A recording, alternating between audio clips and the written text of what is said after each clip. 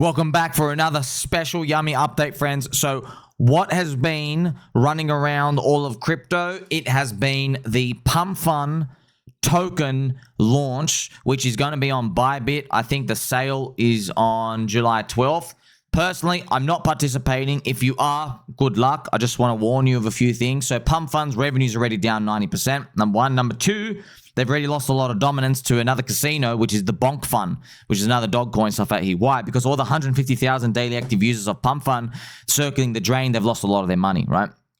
It's very important for you to understand that. Number two, I remember, friends, last year, we tried a lot of ICOs, and man, it just, nothing's in crypto's gone up. It's just, everything's bad. It's just so sad. Like, it's bleh. Okay, so I made a promise to myself last year. Not even last year. I said it actually in 2022. I said, well, if you're going to try ICOs, you do them before the Bitcoin halving year or on the Bitcoin halving year. Okay. Now in 2023, there were no ICOs. It was just Bitcoin going up, right? Last year, though, there were ICOs everywhere. Didn't work out. We just got wrecked. Okay. Hopefully they all come back and whatever, and they try to launch the tokens and relaunch and do stuff, but what can you do, bro? Like, everything's down. Like, this is the thing, friends. I can't even call them scams, because look what the biggest scam of all was. Ethereum, bro. Ethereum, friends, how is our ICOs going to do well when Ethereum gets a literal freaking spot ETF launch and Ethereum drops against Bitcoin 71% after an Ethereum spot ETF release? Oh my gosh, bro. How are we going to do that? How are we going to like go up?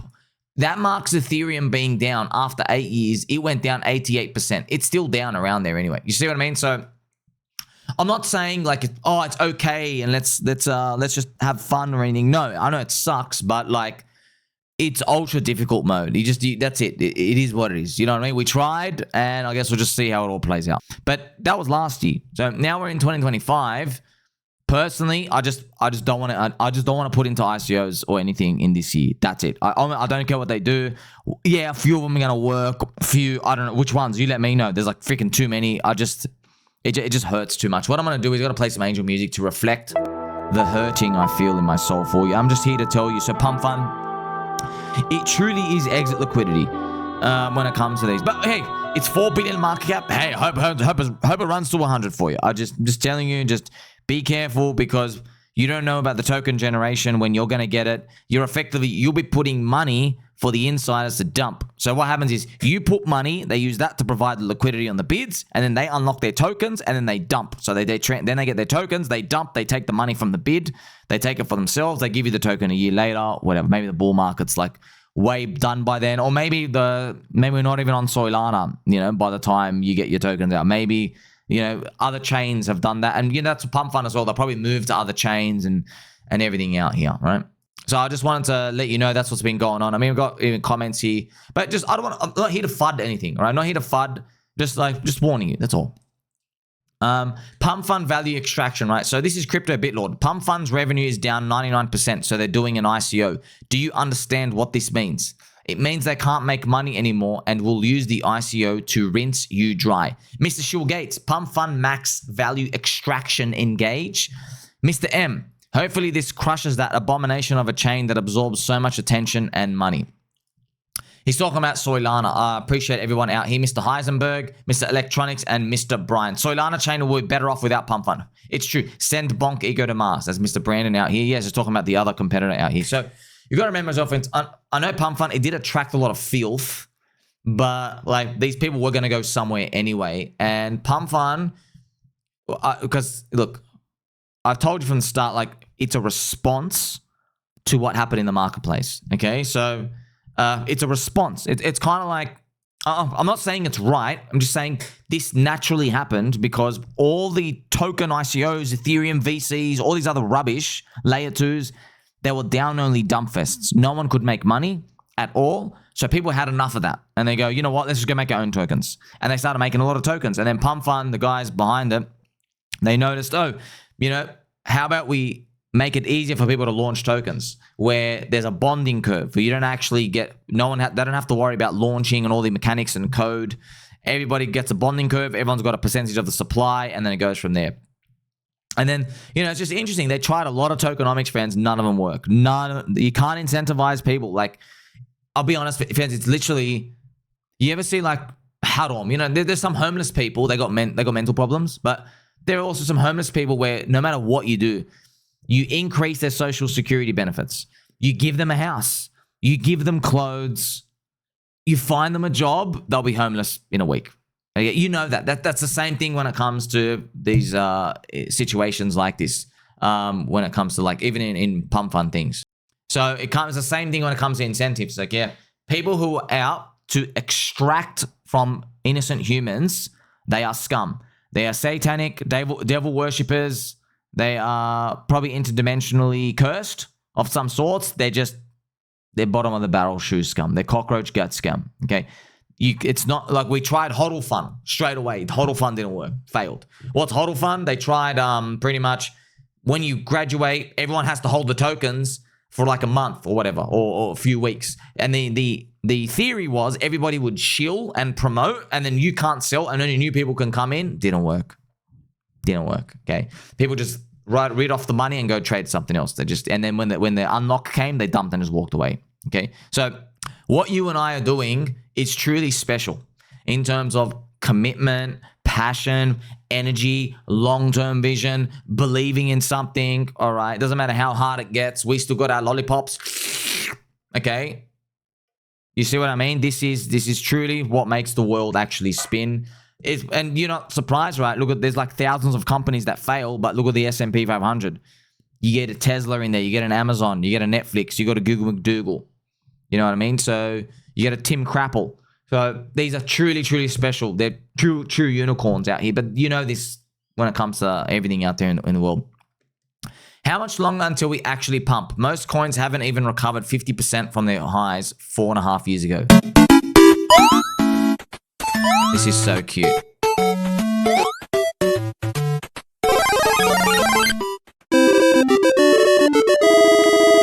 That is so good, man. I just can't believe you probably see me. I show a lot of fart stuff that's fart on PulseChain. Why I'm just amazed. I think what I actually deserve is some Super Mario theme music.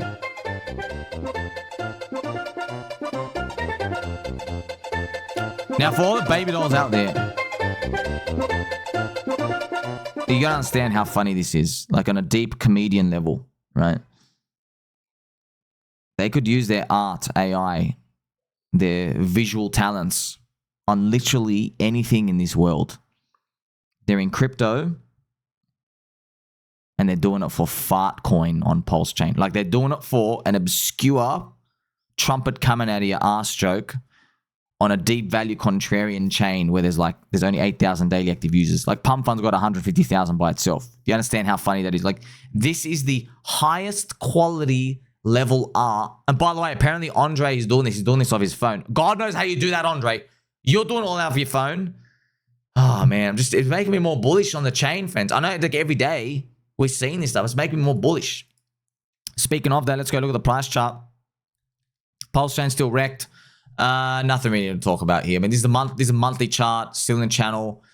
Like I said, friends, I'm not going to be excited unless Ethereum is above $4,000. All right, Ethereum with a 3, fully racist. Not even mildly racist, really racist. Okay, Holocaust racist.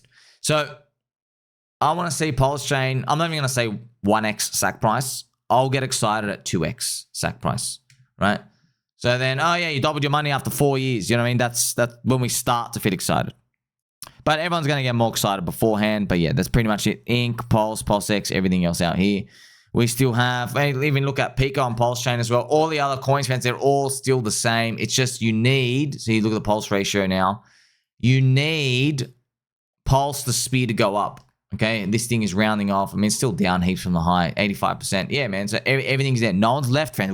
We're all still here. We're like waiting for the industry to turn around. And remember, I stand by this. Let me say it again for the soy boys in the back. Altcoins are the infrastructure of Bitcoin, and we will keep holding our bags until all those Bitcoin maxis are forced to capitulate into uttering my words. Altcoins are the infrastructure of Bitcoin, friends. That's what they are. Okay, everyone's acting like they're not. Everyone has just forgotten that Ethereum was literally created because you can't do anything on Bitcoin, but you know, no one really cares because Ethereum's price went down so much. But they'll care when the price goes up. More Bitcoin whale billionaires are ready to dump in the second half of 2025. They will dump on all the Bitcoin treasury companies. Exit liquidity is arriving. So this is look on chain. Look at this, friends. A Bitcoin OG holding 14,000 BTC woke up after 6 years of dormancy and transferred 14,000 BTC out.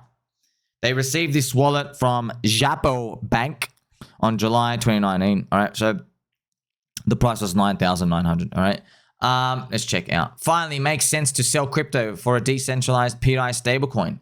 Beautiful, sir. Beautiful. I do believe in that.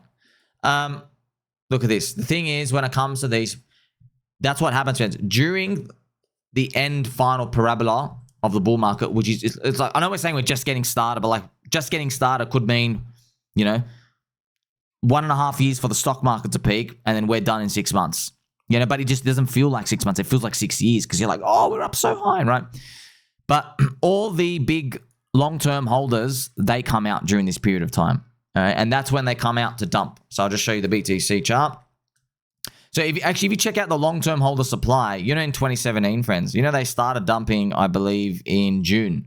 So the long-term holders started dumping at $2,000 BTC because they don't know where it's going to stop, right? I mean, look how high. Let me just show you. Look how high Bitcoin looked like back then in 2017. You're like, whoa, you got to get out. But look at that price. It's 2,959. You see how big it is? Like, oh my gosh, I let everybody out. This was Mt. Gox, by the way. Mt. Gox Ponzi collapse. And you're like, oh my gosh, it's gone parabolic. You know Raoul Pal, friends? Raoul Pal, he got out here as well, I think. He got out 2,500. So I think he bought 250 bucks. He bought it here and he got out at 2,500. He's like, oh my gosh, I've made a 10x. Wow, that's what he's done. But then look what ends up happening later on, as you know the story, which what brings us to where we are today. Things are coming around and you think you're a genius, but then you have the big God candle here and look what ends up happening. Oh my gosh. Like, what do? Are you going to get back in? Some people get back in, but if you don't, bang, bang, bang, bang, bang, bang. You're just watching this thing happen. Oh my gosh. It's gone wild, wild, wild. Whoa. Parabolic moonshot.